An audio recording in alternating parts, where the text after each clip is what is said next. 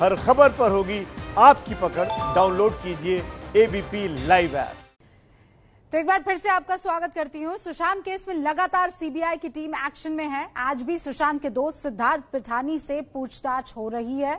CBI के action पर ABP news की लगातार नजर है। अब इस केस में हम सबसे बड़ा खुलासा करने जा रहे हैं। एबीपी न्यूज के पास सुशांत के घर में काम करने वाले नीरज सिंह के 3 पन्नों का पूरा बयान है, जिसमें उसने सब कुछ बताया है। नीरज ने बताया कि सुशांत रिया का रिश्ता कैसा था, सुशांत ने घर क्यों बदल दिया था, जिस दिन सुशांत की मौत हुई उस दिन क्या क्या हुआ था, और सभी सवालों के जवाब जानने के लिए आप सबसे पहले जांच एजेंसियों को दिया नीरज का पूरा बयान सुनिए।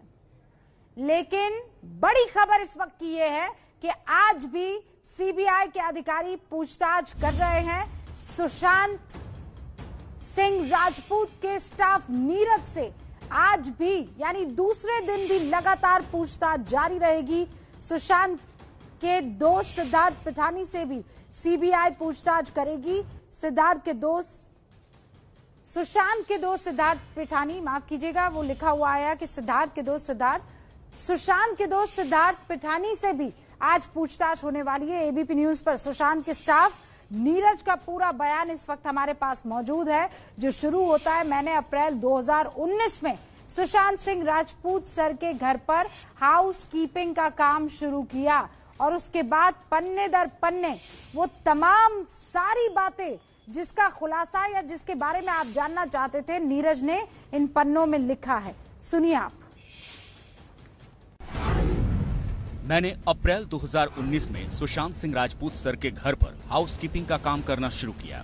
मुझे मेरे एक परिचित के माध्यम से सुशांत सिंह राजपूत के घर पर काम मिला था, लेकिन स्वास्थ्य खराब होने के कारण मैंने 2 दिनों के बाद नौकरी छोड़ दी। फिर मई 2019 में सुशांत सर के मैनेजर ने मुझे फोन किया और मुझे काम पर वापस बुला लिया। जब मैंने दोबारा काम करना शुरू किया, तब रजत, सिद्धार्थ, आयुष, मिरांडा, आनंदी, सैमुअल, केशव उनके यहाँ काम करते थे। जब मैंने काम करना शुरू किया, तब सुशांत सर कैप्री हाइट्स में रहते थे और फिर दिसंबर 2019 में माउंट ब्लैंक में रहने आ गए थे। कैप्री हाइट्स में रहते हुए जब सर कसरत के लिए बाहर जाते थे, तब मैं उनके कमरे को साफ करता था। सुशांत सर का कमरा कभी अंदर से लॉक नहीं रहता था। जब भी वो मुंबई के बाहर जाते तो अपने बेडरूम की चाबी रसोई में रख जाते, ताकि हम उनके कमरे की साफ सफाई कर सकें। लेकिन जब वो माउंट ब्लैंक में शिफ्ट हुए तो सुशांत सर का कमरा कपड़े बदलते समय या जब वहाँ रिया मैम रहती तभी बंद हुआ करता था, वरना कमरा सभी के लिए अक्सर खुला रहता था।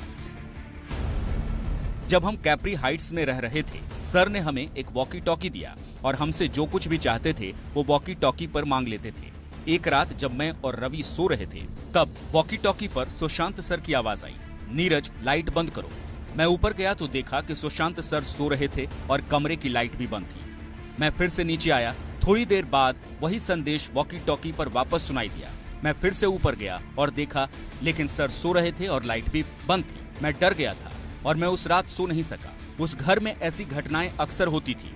ड्रमों का अपने आप बजना, लिफ्ट ऊपर नीचे होना, कमरे की लाइट का अपने आप बंद होना। इन्हीं घटनाओं की वजह से सुशांत सर कैप्री हाइट्स को छोड़कर वाटर स्टोन क्लब में रहने लगे थे। जब मैंने काम करना शुरू किया तो सुशांत सर छिछोरे फिल्म की शूटिंग और प्रमोशन में व्यस्त थे। मेरी मदद के लिए सर ने किशन को काम पर रखा था। किशन काम में मेरी मदद करता था। सुशांत सर हमसे ज्यादा बात नहीं कर रहे थे क्योंकि वो व्यस्त थे। मैं उन्हें खाना और दूसरी चीजें देने का काम करता था। सर हमसे निजी बातें नहीं करते थे। कुछ काम हो तभी वो हमसे बात करते थे। सुशांत सर सिद्धार्थ, आनंदी, रिया, आयुष के साथ एक सप्ताह में एक आध बार पार्टी करते। सुशांत सर अक्टूबर 2019 में रिया मैम के साथ यूरोप गए थे। जब वो वापस आए तब वो रिया मैम के साथ उनके घर पर ही रह रहे थे। सर ने वहाँ दिवाली मनाई और 10-15 दिनों के बाद कैप्री हाइट्स आए, लेकिन उस समय सर बेहद कमजोर दिख रहे थे। सर उसी समय एक नए घर की तलाश में थे। उसके बाद मैं और 2 अन्य लोग सर के पावना स्थित फार्म हाउस में रह रहे थे और सर रिया मैम के साथ रह रहे थे। इस बीच मिरांडा ने मुझे बताया कि सर को अस्पताल में भर्ती किया गया है। फिर करीब 1.5 महीने के बाद दिसंबर 2019 में सर ने मुझे उस घर को साफ करने के लिए बुलाया। सर ने तभी माउंट ब्लैंक का घर किराए पर लिया था। जब मैं उनसे मिला तो वो बहुत बीमार और थके हुए थे। जब मैंने उनसे पूछा तो उन्होंने बताया कि वो ठीक नहीं थे और उनका इलाज चल रहा था। उसके बाद हम सभी लोग माउंट ब्लैंक में रहने चले गए और सर अधिक समय घर पर ही बिताने लगे। दोपहर के 12 बजे सर द ताज लैंड्स में जिम जाते। लॉकडाउन में रिया मैम सुशांत सर के साथ रहने के लिए घर आई। वो लगातार सर के साथ थे। वो सिर्फ 1 या 2 दिन के लिए अपने माता पिता के पास गई थी और उनके माता पिता 1 या 2 दिन के लिए माउंट ब्लैंक रहने आए थे। सुशांत सर और रिया मैम रोज सुबह ब्लैक कॉफी पीते थे और बातें करते थे। रिया मैम और सुशांत सर सुबह छत पर एक्सरसाइज करते थे। कभी कभी लंच के बाद सुशांत सर मुझे छत पर संगीत और योग के उपकरण लगाने के लिए कहते थे और केशव को डिनर के लिए कहा जाता था। 8 जून को केशव और मैं खाना तैयार कर रहे थे। उस समय रिया मैम अपने भाई शोभिक के साथ बिना भोजन किए चली गईं। उस समय सुशांत सर अपने कमरे में ही बैठे थे। रिया मैम के चले जाने के बाद सुशांत सर की बहन मीतू सिंह आई और 12 जून को उन्होंने मुझसे कहा कि जब तक वो आए तब तक मैं सुशांत की देखभाल करूं। दीदी के चले जाने के बाद सुशांत सर उस शाम को छत पर बैठे और मुझे कमरे की सफाई करने के लिए कहा। 13 जून को सुशांत सर सुबह 7 बजे उठे। तब मैं हमेशा की तरह कुत्तों को वॉक कराने गया था और 9 बजे वापस आया। सुशांत सर अपने कमरे में बैठे थे। मैंने उनसे कमरा साफ करने के लिए कहा तो उन्होंने मुझे बाद में आने को कहा। मैं उस दिन दोपहर में भोजन के लिए सर को खिचड़ी देने गया था। फिर शाम को सर छत पर टहलने के लिए निकले और जब वो वापस आए तो सर ने उस रात खाना नहीं खाया।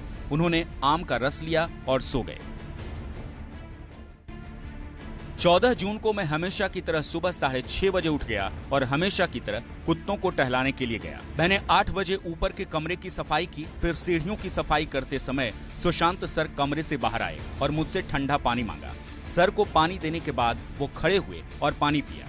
तब उन्होंने मुझसे पूछा कि हॉल की सफाई बेलगाम किया और मुस्कुराकर अंदर चले गए। जैसा कि मैं सुबह 9:30 बजे हॉल में झाड़ू लगा रहा था, मैंने देखा कि केशव ने सर के लिए केला, जूस और नारियल का पानी लाया था। लेकिन जब केशव सर के कमरे से बाहर आया तो उसने मुझे बताया कि सर ने केवल जूस और नारियल पानी लिया है। फिर सुबह 10:30 बजे खाने में क्या बनाना है ये पूछने के लिए केशव सर के कमरे में गया और जब उसने दस्तक दी तो उसे पता चला कि कमरा अंदर से बंद था। जब सर ने दरवाजा खटखटाने के बाद भी नहीं खोला तो दीपेश नीचे आया और मुझे ये बताया। फिर मैं भी सर के कमरे के पास गया। सर का कमरा खुला नहीं था। सिद्धार्थ ने सर को फोन मिलाया। हमने कमरे की चाबी ढूंढनी शुरू की लेकिन हमें चाबी नहीं मिली। फिर सिद्धार्थ ने चाबी वाले को बुलाया। दोपहर के लगभग 1:30 बजे 2 लोग आए। चाबी बनाने में समय लगा इसलिए सिद्धार्थ सर ने दरवाजा तोड़ने को कहा। 5 से 10 मिनट में ताला टूट गया। इसके बाद दोनों चाबी वालों को नीचे भेजा गया और दीपेश ने उन्हें 2000 रुपए दिए।